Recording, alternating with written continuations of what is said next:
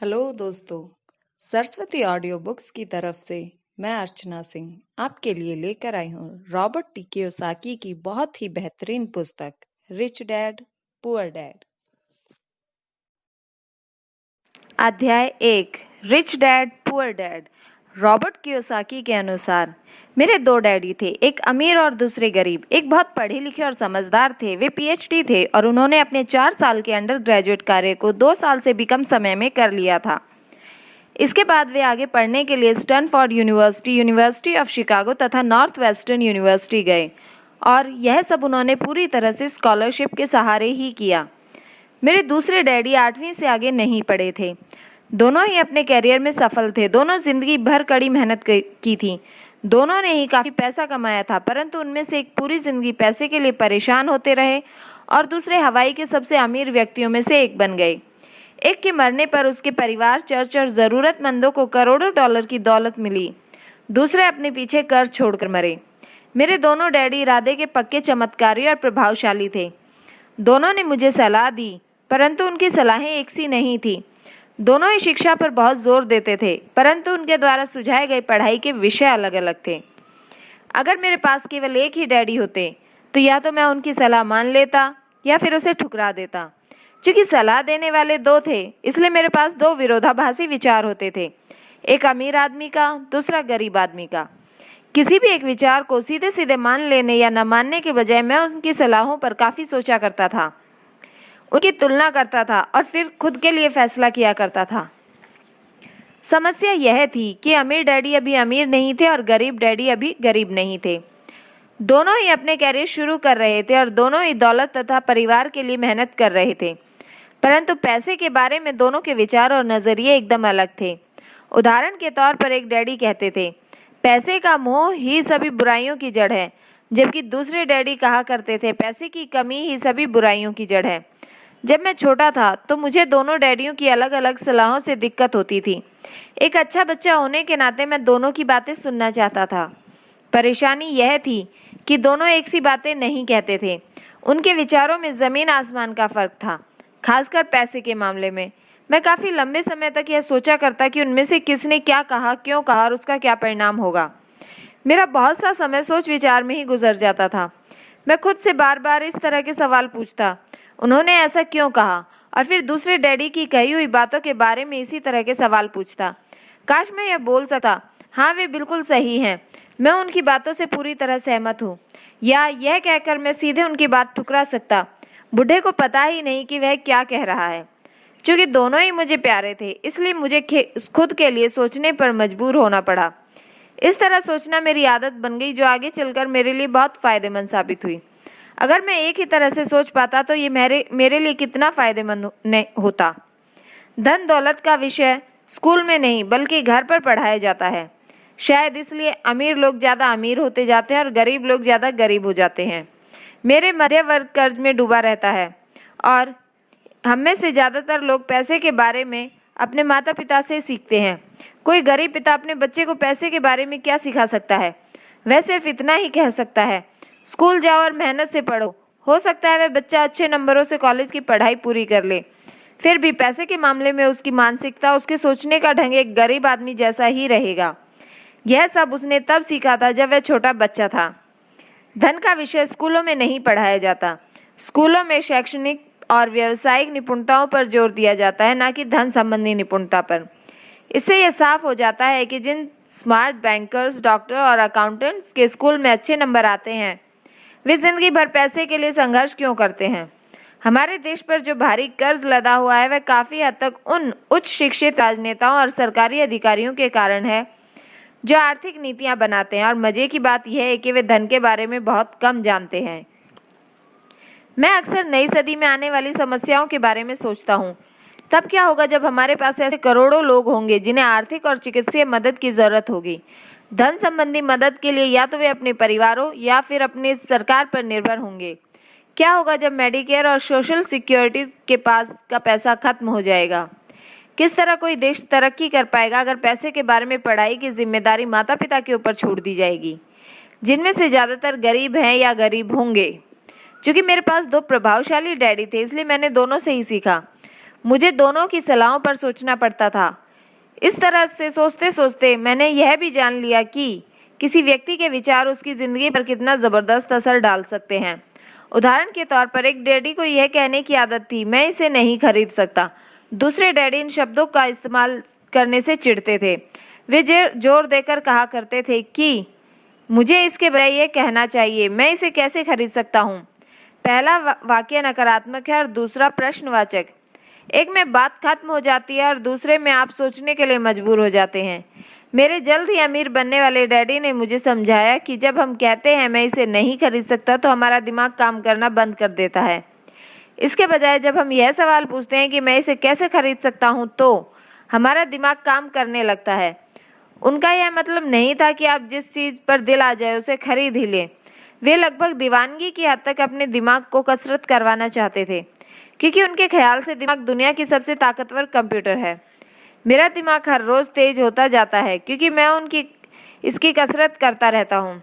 यह जितना तेज होता जाता है मैं इसकी मदद से उतना ही ज़्यादा पैसा कमा सकता हूँ।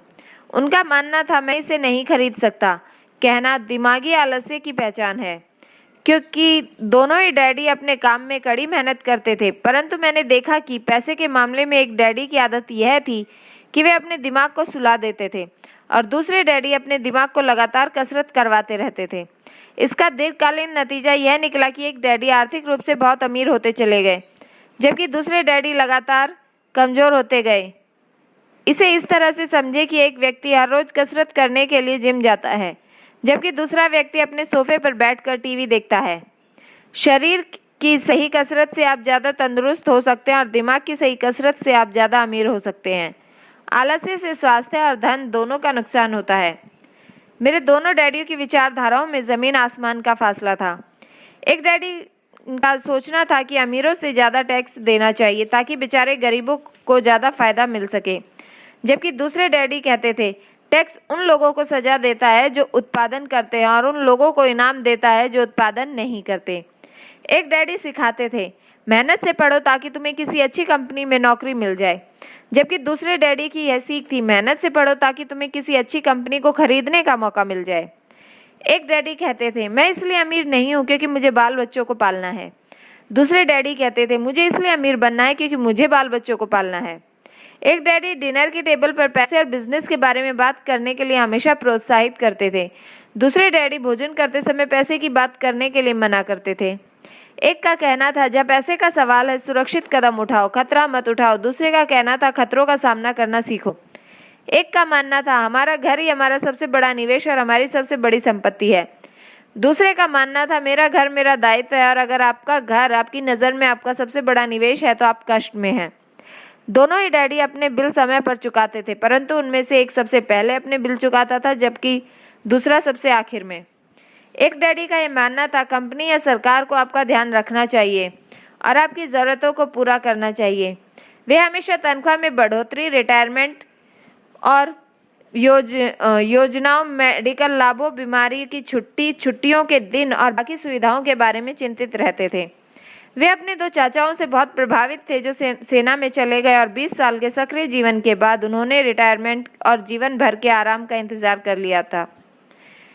मेडिकल लाभ के विचार को पसंद करते थे और सेना द्वारा अपने रिटायर्ड कर्मचारियों को दी जा रही सुविधाओं की तारीफ करते थे। उन्होंने विश्वविद्यालय का टेन्योर सिस्टम भी काफ़ी पसंद था। कई बार नौकरी से आजीवन मिल रही सुरक्षा और नौकरी के लाभ नौकरी से ज़्यादा महत्वपूर्ण हो जाते हैं। वे अक्सर ये कहते थे मैंने सरकार के लिए बहुत मेहनत से काम किया और इसलिए बदले में मुझे ये लाभ मिलने चाहिए। दूसरे डैडी पूरी तरह से आर्थिक स्वावलंबन में विश्वास करते थे। वे सुविधा भोगी मानसिकता के विरोधी थे। वे ये मानते थे कि इस तरह की मानसिकता लोगों को कमज़ोर और आर्थिक रूप से ज़रूरतमंद बनाती है। उनका दृढ़ विश्वास था कि आदमी को आर्थिक रूप से सक्षम होना चाहिए। एक डैडी कुछ डॉलर बचाने के लिए परेशान रहे, दूसरे डैडी एक के बाद एक निवेश करते रहे। एक डैडी ने मुझे बताया कि अच्छी नौकरी तलाशने के लिए अच्छा सा बायोडाटा कैसे लिखा जाए। दूसरे ने मुझे यह सिखाया कि कैसे मजबूत व्यावसायिक और वित्तीय योजनाएं लिखी जाएं जिससे मैं नौकरियां दे सकूं।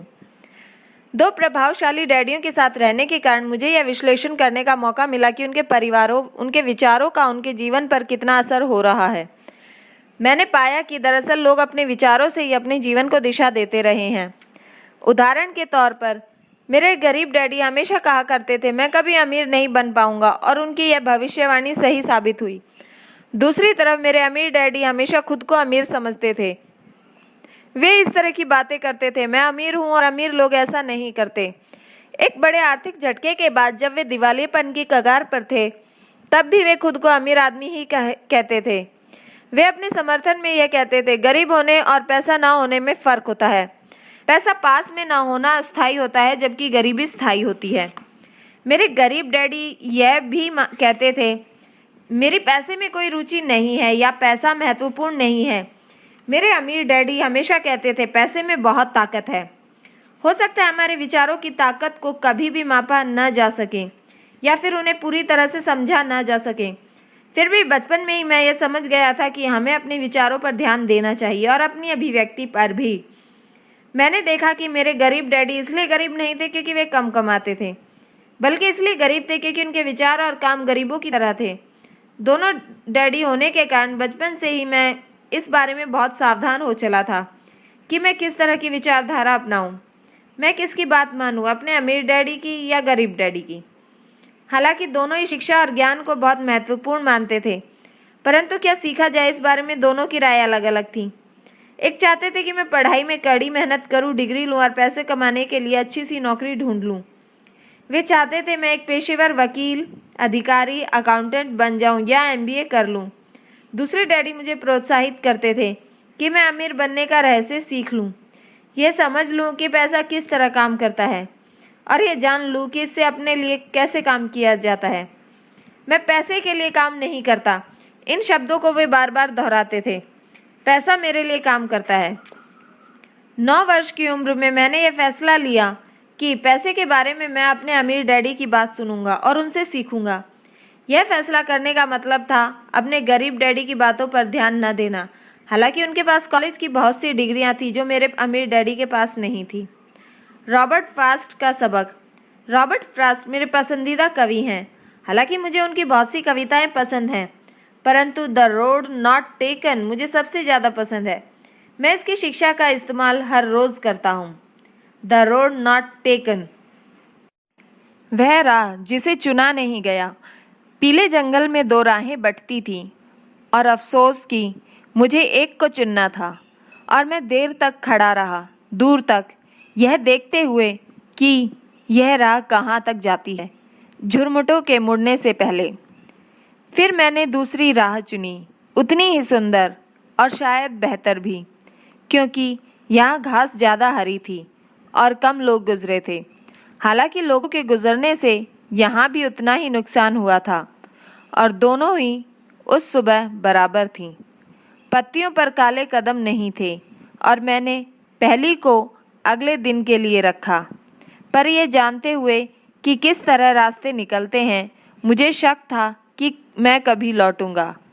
मैं आह भरकर यह कहूँगा, आज से सदियों बाद शायद एक जंगल में 2 राहें बंटती थीं और मैंने कम चली हुई राह को चुना, और इस बात से सारा फर्क पड़ा। Robert Frost, 1916। बहुत समय गुजर चुका है, पर मैं अब भी अक्सर रॉबर्ट फ्रॉस्ट की कविता पर चिंतन करता रहता हूँ। पैसे के बारे में अपने पढ़े लिखे डैडी की सलाह और नज़रिए को न सुनने का मेरा फैसला दुखद था, परंतु यह एक ऐसा फैसला था जिसने मेरी ज़िंदगी की दिशा तय कर दी।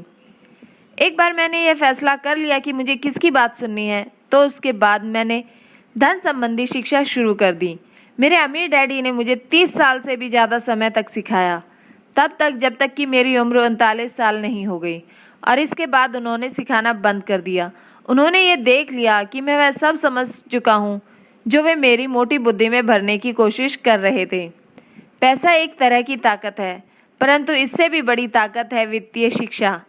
पैसा तो आता और जाता रहता है, परंतु अगर आप यह जानते हैं कि पैसा किस तरह से काम करता है, तो आप ज़्यादा ताकतवर हो जाते हैं और आप दौलत कमाना चालू कर सकते हैं। केवल सकारात्मक चिंतन से ही समस्या हल नहीं हो सकती, क्योंकि ज़्यादातर लोग स्कूल में पढ़ते हैं और वहाँ से कभी यह नहीं सीख पाते कि पैसा किस तरह से काम करता है, इसलिए वे पैसे के लिए काम करने में अपनी सारी ज़िंदगी बर्बाद कर देते हैं। मेरी शिक्षा जब शुरू हुई थी तब मैं केवल 9 साल का था। इस कारण मेरे अमीर डैडी ने मुझे जो पाठ पढ़ाए वे बहुत आसान थे और मेरी सारी बातों को छोड़कर विचार किया जाए तो उन्होंने मुझे 30 सालों तक कुल 6 महत्वपूर्ण पाठ पढ़ाए।